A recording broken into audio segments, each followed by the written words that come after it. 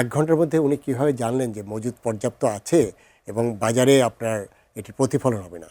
এবং উনি বলার পরে প্রতিদিন কিন্তু বাজারের মূল্য বেড়েছে এবং আজকে দেখেন সয়াবিন তেল পাওয়া যাচ্ছে না। যে সিন্ডিকেটের কথা বলা হয়, সিন্ডিকেট দেখা যায় না, বাট এটা তো এক্সিস্ট করছে। তিনি বলছেন যে বাজার নিয়ন্ত্রণ করা কেন যাচ্ছে না। আমি এর সাথে একটু যদি যুক্ত করি যে বাণিজ্যমন্ত্রী বলেছেন বাজারে পর্যাপ্ত পণ্য মজুদ আছে এবং কৃত্রিম সংকট ঠেকাতে ফ্যাক্ট ফাইন্ডিং কমিটি গঠনের কথা ভাবা হচ্ছে। কিন্তু বিশ্লেষকরা বাজার অস্থিরতার জন্য সিন্ডিকেট ও দুর্বল তদারকিকে দায়ী করছেন। এই পরিস্থিতিতে আপনি কি মনে করেন যে বাজার নিয়ন্ত্রণে সরকারের সবচেয়ে জরুরি পদক্ষেপ কি হওয়া উচিত বা নিয়ন্ত্রণ করা যাবে কিনা? প্রথম বগুড়া থেকে আমাদের মোক্তার ভাই যে প্রশ্ন করেছেন যে বাজার নিয়ন্ত্রণ কেন করা যাচ্ছে না, আমরা সব কিছুই জানি এবং সেটি আমরা গত 17 বছর দেখেছি। ইন্টারিমের 1.5 বছর দেখলাম, আর এই সরকারের 1 মাস। সমস্যাটা কোথায় দেখেন, 17ই ফেব্রুয়ারি আপনার মন্ত্রিসভা গঠন হলো।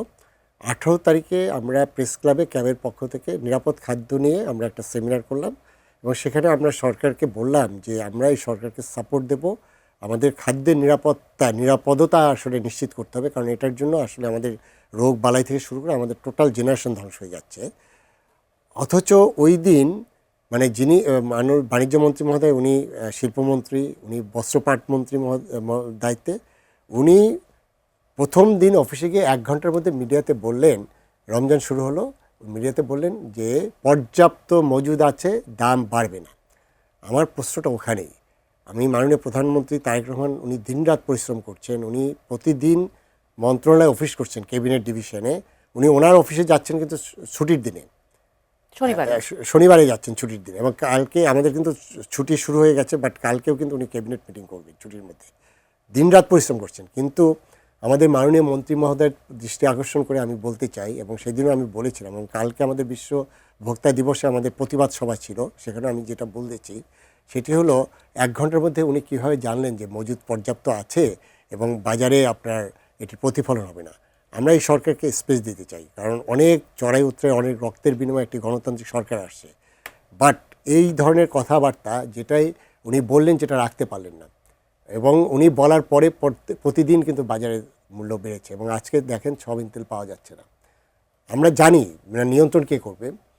5টা-6টা রিফাইনারি, যে সিন্ডিকেটের কথা বলা হয়, সিন্ডিকেট দেখা যায় না, বাট এটা তো এক্সিস্ট করছে। এই কোম্পানিগুলো যারা আমাদের এই তেল সরবরাহ করে, ভোজ্য তেল, এবং সেটা যে অজুহাতে একবার তো বাড়িয়েছে, আর রমজানের মধ্যে যেটা আছে সেটার পরে যে আজকে যে ক্রাইসিসের পরে এখন বাজারে আপনার তেলের অভাব, সেটা কেন করে হচ্ছে যে সাপ্লাইটাকে নিয়ন্ত্রণ করে বাজার অস্থির করে তারা দাম বাড়াবে।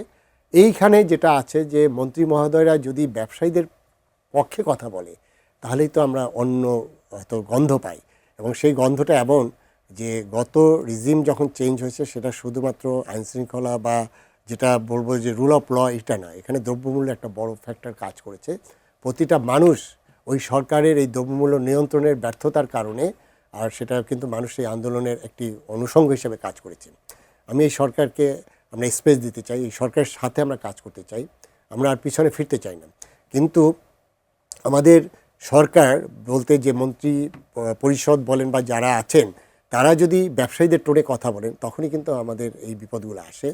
এখন ধরেন যেটি রয়েছে যে এই জায়গায় নিয়ন্ত্রণ কিভাবে করা হবে, সেটা কিন্তু যে খুব কঠিন তা না।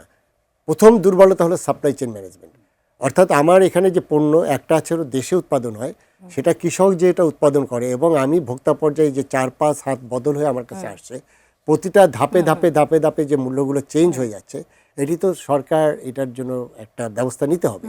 কিন্তু দেখেন ভোক্তার অফিসাররা, আমি একসময় ভোক্তার ডিজি ছিলাম, আমরা কাজ করেছি, ভোক্তার অফিসাররা মৌলভীবাজারে গেল, সেখানে তাকে বাধা দেওয়া হলো, সোকল্ড আপনার সভাপতি দাবি করে, সে যেভাবে এই অফিসারকে বাধা দিল, আমরা তখন ক্যাব থেকে প্রতিবাদ করলাম। আমরা দেখতে চেয়েছিলাম এটি হলো সরকারি কাজে বাধা দেওয়া, এবং এটি কিন্তু আইনি ফৌজদারি অপরাধ, কিন্তু সেটার জন্য একটা মামলা পর্যন্ত দেয়নি, এবং সেই জায়গায় কি মন্ত্রীরা, আমাদের সরকার কি দায় এড়াতে পারবে?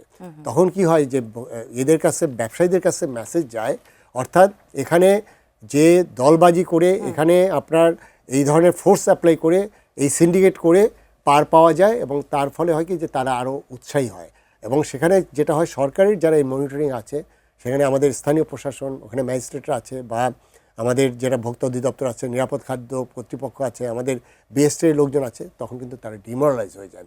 আরেকটি বিষয় এখানে বলি, সরকার অনেক প্রায়োরিটি ফিক্স করে। এখন ধরেন এই প্রতিষ্ঠানগুলো এটার দিকে সরকার কতটুকু নজর আছে। আমি বারে বারে চেষ্টা করেছি, আমি যখন সরকারের দায়িত্বে ছিলাম তখন এই প্রতিষ্ঠানগুলোকে স্ট্রেনথেন করার, তাদের ম্যান পাওয়ারের ঘাটতি আছে, লজিস্টিকের সমস্যা আছে। একটা জেলায় একজন অফিসার, তার মধ্যে 17টা জেলায় অফিসার নেই। আপনি কিভাবে মনিটরিং করবেন? এই বিষয়টি আমি কিন্তু জানতে এখানে চাচ্ছিলাম। আমরা আপনি সরকারের দায়িত্বে ছিলেন এবং সরকারের একটি অংশ ছিলেন, বাণিজ্য সচিবও ছিলেন। আপনার এই যে দায়িত্বে থাকা অবস্থায় আপনার কি মনে হয়েছে যে সবচেয়ে বড় প্রতিবন্ধকতা কি? বাজার নিয়ন্ত্রণ কেন করা যায় না? জনগণের কিন্তু এটাই প্রশ্ন থাকে যে আসলে আপনারা কি করছেন? আমি বাণিজ্য সচিব ছিলাম না, আমি শ্রম সচিব ছিলাম। শ্রম সচিব বাণিজ্য ছিলেন। মন্ত্রণালয়ে আমি দীর্ঘদিন কাজ করেছি, ভোক্তার ডিজি ছিলাম। এখানে যে জিনিসটা সরকারকে এটা চাই কিনা, মানে আমাদের তো এখানে কারা পলিসি, মানে সরকার বলতে আমাদের যারা রুলিং পার্টি তারা চায় কিনা। কারণ হলো যে ওইখানে ওই যে সিন্ডিকেট, ওই যে অদৃশ্য হাতগুলো যারা শক্তিশালী, এতটা অনেক সময় বলা হয় সরকারকে তারা চালায়। এবং সেটা আমরা দেখেছি, আপনারা দেখেছেন আমাদের যে 5ই আগস্টের এই পরিবর্তনের পরে আমরা তো অনেক কিছু বেরিয়ে গেছে। এবং আমি যখন শ্রম সচিব ছিলাম, সবচেয়ে বড় যে আমাদের গার্মেন্টস ফ্যাক্টরি সেটাকে বন্ধ করতে দেওয়া হয়েছে। কারণ হলো তারা শুধু একটা ব্যাংক থেকে 23,000 কোটি টাকা নিয়েছে, তাদের টোটাল অ্যাসেট ভ্যালু হলো 1200 কোটি টাকা। এবং অন্যগুলো ব্যাংক সহ তারা 40,000 কোটি টাকা শুধু একটা কোম্পানি আপনার ঋণ নিয়েছে। তাহলে এই যে অনিয়মগুলো রয়েছে, এখন বাংলাদেশ ব্যাংক, সেখানে এই অনিয়ম ব্যাংকগুলো কিভাবে এই লোনগুলো দিল, এটা আসলে কি বিশৃঙ্খলা যখন তৈরি হয়, এটি সমস্ত সেক্টর হয়। এখানে এই যে আপনার যেটা হবে যে আপনার পরিবহনের যেটা বললেন না, বাসের ভাড়া বেড়ে যাবে, আপনার কি রিক্সা ভাড়া বাড়েনি? রিক্সায় তো আপনার অতিরিক্ত তো কোনো খরচ নাই। তাহলে এখানে হলো যে যখন এটা হয় আমরা সবাই মিলে করি। আর একটা হলো যে এখানে সবচেয়ে বড় ঘাটতিটা হলো সেটা আমাদের নীতি নৈতিকতা। সেই নীতি নৈতিকতাটা এমন নিচু পর্যায়ে চলে গেছে, এখানে হলো কিভাবে মুনাফা করবে, কিভাবে বেনিফিট নেবে, এটাই।